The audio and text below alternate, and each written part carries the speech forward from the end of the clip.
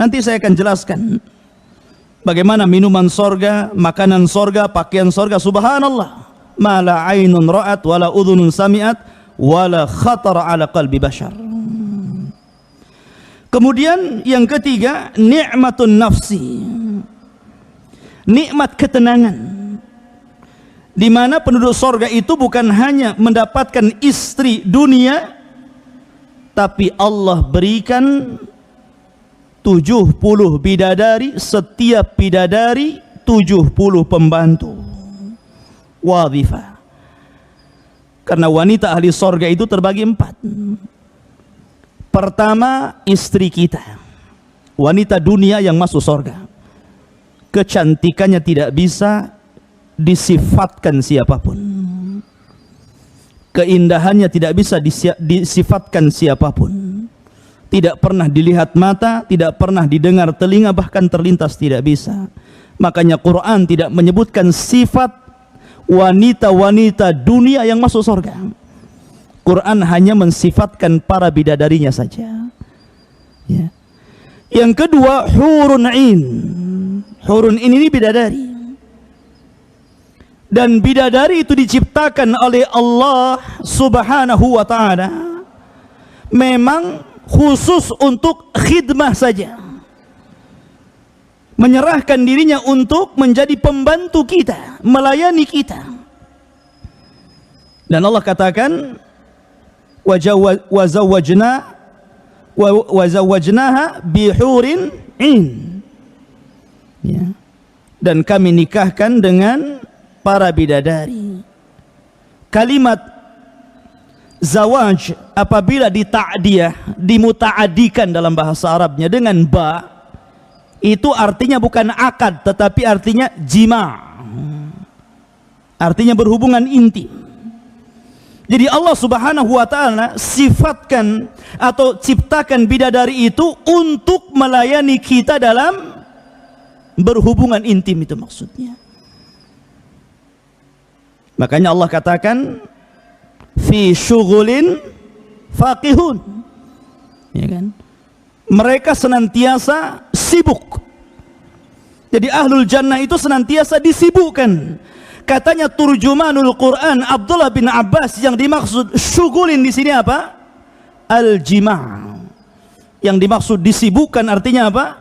Melakukan hubungan suami istri. Ya. Bahkan mereka senantiasa kasrul bikr, kata beliau, memecahkan keperawanan. Ya.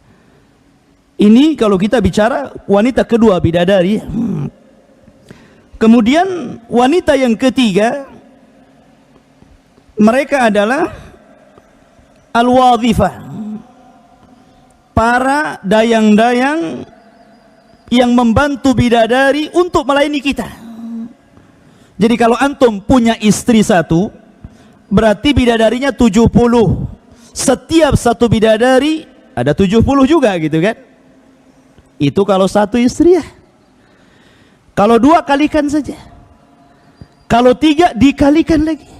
Kalau 4 makin banyak, gitu kan? Kalau 5 sudah bid'ah antum. Ya. Ma'asyiral muslimin rahimani wa rahimakumullah. Intinya bahwa di sorga itu ada kenikmatan jiwa, tenang kita. Kemudian di sana ada kenikmatan seluruhnya, tergabung semua kenikmatan itu Allah berikan kepada kita. Ma'asyiral muslimin rahimani wa rahimakumullah. Kalau kita bicara tentang ta'amu ahlil jannah, makanan bagi penduduk surga, Allah Subhanahu wa ta'ala ketika memerintahkan makan dan minum kepada penduduk surga, perhatikan perintahnya. Perintahnya itu yadullu alal itlaq. Qulu washrabu, makanlah, minumlah, artinya apa? Tanpa dibatasi.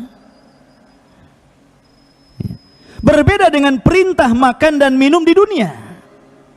Allah batasi dengan kalimat kulu min thayyibat, makanlah dari yang baik-baik. Artinya di sana jangan makan yang buruk-buruk.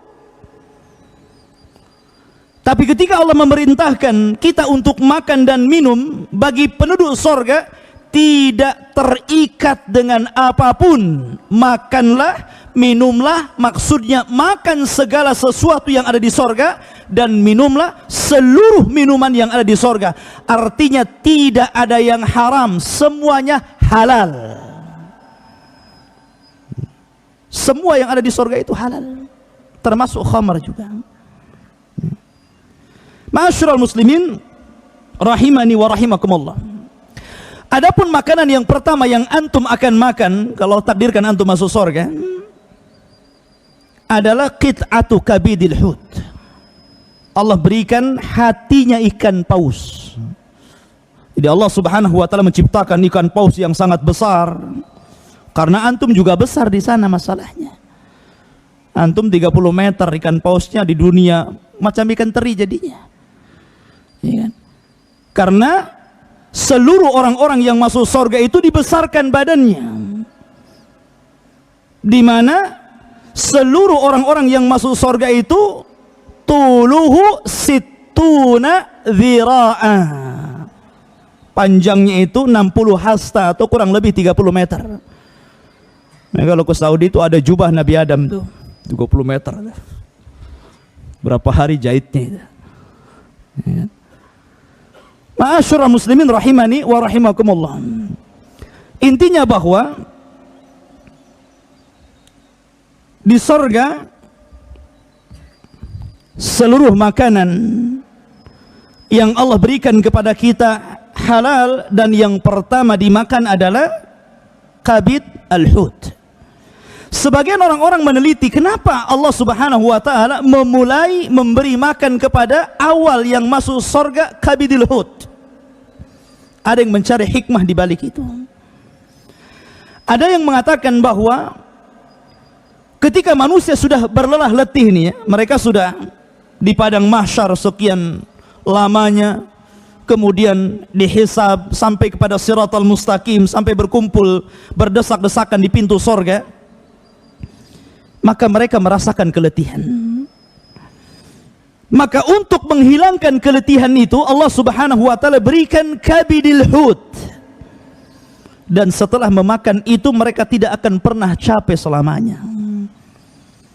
Ini ada yang meneliti sampai ke situ.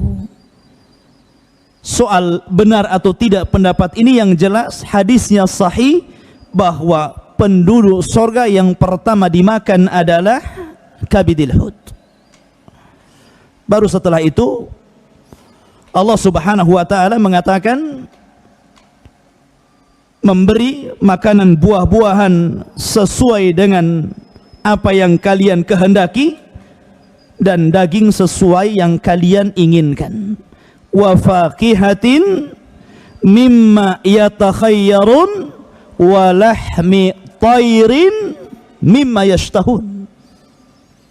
Di sini Allah mendahulukan buah-buahan baru makanan. Allahu alam nih. Di sini ada Pak Dr. Zaini, ada Pak Dr. Zul. Ya. Katanya menurut kesehatan makan buah dulu baru makan kan gitu. Ternyata ini konsep Quran. Konsep Quran itu makan buah dulu gitu kan. Baru setelah itu makan besar. Karena Allah mendahului wa faqihatin mimma yatakhayyarun, dan dari buah-buahan yang kalian pilih. Baru kemudian Allah katakan walahmi tairin. Perhatikan di sini bahasa Arabnya. Walahmi, dan daging, tairin ini nakirah. An-nakiratu tufidul umum. Bahwa lafad nakirah itu memiliki makna umum. Artinya seluruh hewan yang ada di sorga itu yusamma tairan, dikatakan burung, karena semuanya terbang. Tidak ada dawab di sorga itu. Tidak ada kayak kambing berjalan di bumi, sapi berjalan di bumi, ayam berjalan di bumi. Tidak. Seluruh binatang itu tairan, karena tairan nakirah tufidul umum. Semuanya terbang. Sampai kepada kita pun terbang di sana. Kita pun bisa terbang. Seperti Ja'far At-Tayyar yang Allah gantikan kedua tangannya dengan sayap. Kata Nabi SAW, yatiru haitsu sya'a fil jannah. Suka-suka dia terbang di sorga. Kita akan terbang di sana. Ma'asyiral muslimin rahimani wa rahimakumullah. Itu kalau bicara tentang makanan. Dan seluruh buah-buahan yang ada di dunia ada di sorga. Tapi buah-buahan yang ada di sorga tidak ada di dunia. Sekalipun buah-buahan yang ada di dunia ada di sorga, kata Abdullah ibnu Abbas radhiyallahu an, beliau mengatakan apa? Laisa mimma fid dunya binisbati ilal binisbatil jannati illal asma.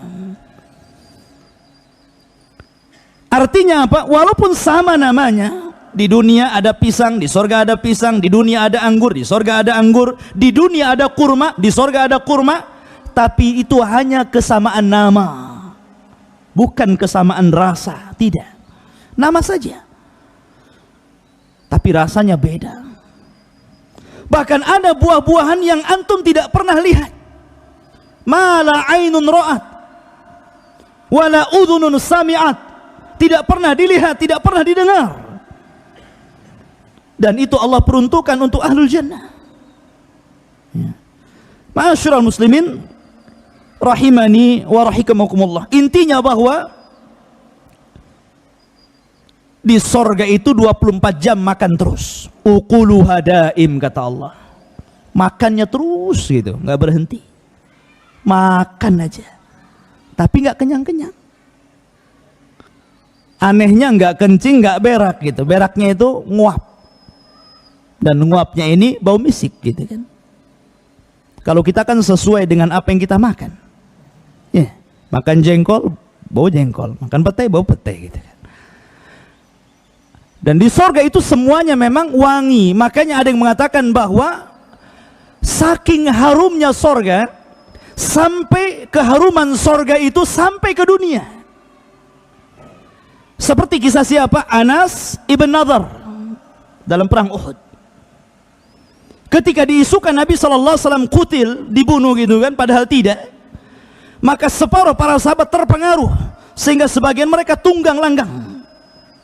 Tapi di situ Anas bin Nadhr radhiyallahu an mengatakan kepada para sahabat yang lain, memberikan semangat. Karena dia mengatakan, wallahi inni la ajidu raihatal jannah min kibalil Uhud. Kata Anas bin Nadhr, demi Allah, aku sudah mencium bau sorga di balik bukit Uhud ini. Baunya sampai ke dunia, ya kawan. Min masirati kada wa kada, dari jarak sekian dan kesekian, kata Rasul. Ma'asyiral muslimin rahimani wa rahimakumullah. Dan kenikmatan yang paling rendah adalah kenikmatan yang tidak mungkin antum bayangkan. Bahwa orang yang terakhir masuk sorga itu orang yang pintu sorga sudah ditutup. Jadi pintu sorga itu sudah ditutup. Ini yang terakhir masuk sorga, pintunya sudah ditutup. Ba'da ma sara fahma, setelah dia jadi debu karena dibakar jadi debu hitam sauda gitu kan. Maka Allah Subhanahu wa taala ambil debu ini kemudian dilempar kepada nahrul haya, sungai kehidupan, fayambut, maka akan tumbuh jadi manusia lagi. Kemudian setelah itu dia melihat satu pohon, yang pohon itu dari kejauhan banyak makanannya, banyak minumannya. Maka dia mengatakan, ab'idni anha, jauhkan aku darinya, maksudnya dari neraka. Wa ausilni ila tilka syajarah, dan dekatkan aku ke pohon itu ya Rabb. Ya. Akhirnya ma'asyiral muslimin rahimani wa rahimakumullah. Maka kemudian dia pun mengatakan, dia memberi janji kepada Allah Subhanahu wa taala dan mengatakan, ya Rabbi ausilni tilka syajarata wala as'aluka ghaira dhalik. Ingat, dia janji di sini. Ya Allah, jauhkan aku dari tempat ini, dekatkan aku ke sana, dan saya tidak akan minta yang lain kecuali itu. Maka dibawalah dia ke pohon yang dikehendaki itu.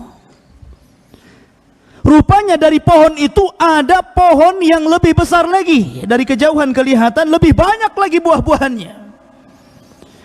Maka dia meminta lagi kepada Allah Subhanahu wa taala, "Ya Rabb, ausilni ila tilka syajarata wa la as'alu ghaira dzalik." Ya Allah, sekali lagi dekatkan aku ke pohon yang sana nah, yang sebelah sana itu. Dan saya tidak akan bertanya dan meminta kecuali itu. Kata Allah Subhanahu wa taala, "Atu'tini al-mawasik? Bukankah engkau telah memberikan kepadaku janji alla tas'al ghaira dzalik? Untuk tidak meminta kecuali itu?" Maka dia mengatakan, "Iya, ini sekali lagi." Akhirnya didekatkan oleh Allah Azza wa Jalla. Rupanya dari pohon yang kedua dia melihat babul jannah, pintu sorga, yang panjang lebarnya itu bainal Makkah wal Busra, jaraknya antara Mekah dan Busra di Syam. Saking besarnya pintu sorga itu, daunnya, ya kan? Adapun jarak dari pintu sorga ke pintu sorga berikutnya masirata arba'ina sanah, kan itu dalam hadis, perjalanan 40 tahun. Kemudian Allah mengatakan, "Alam tu'tinil mawasik alla tas'al ghaira dzalik?" Bukankah kau udah janji tadi, kalau sudah didekatkan ke pohon yang kedua ini kau tidak akan minta apa-apa? Ya. Maka dia mengatakan, "Iya, sekali lagi, ya kan? Saya tidak akan minta yang lainnya." Akhirnya didekatkan lagi ke pintu sorga. Dari pintu sorga yang tertutup dari celah-celahnya, dia melihat na'imul jannah, indahnya sorga.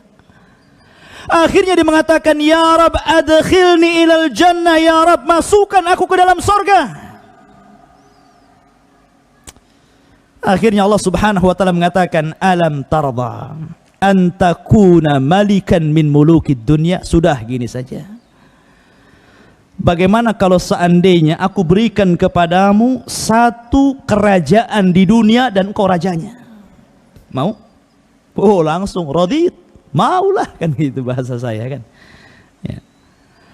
Atardana an takuna, ya, milqaini min mulukid dunya? Maukah kamu akan berikan dua kerajaan? Tadi satu ya, ini dua kerajaan dan engkau rajanya, seperti raja-raja dunia. Kata orang ini, kau ngejek aku ya Rabb? Radit, saya mau, ya kan? Maka Allah mengatakan, kalau begitu aku berikan engkau 10 kali lipat kerajaan dunia. Mau? Ya tambah mau, Radit, saya mau, kan itu. Ya. Maka Allah katakan, hayalkan sesukamu, aku akan berikan 10 kali lipat dari hayalanmu. Maka ketika pintu sorga dibuka, maka dia merasa dia paling hebat di situ. Padahal orang yang terakhir masuk sorga paling hebat karena dia rajanya, gitu kan. Masuk sorga disambut dayang-dayang, bidadari, ghilman, anak-anak yang luar biasa. Apalagi ikhwatu fiddin,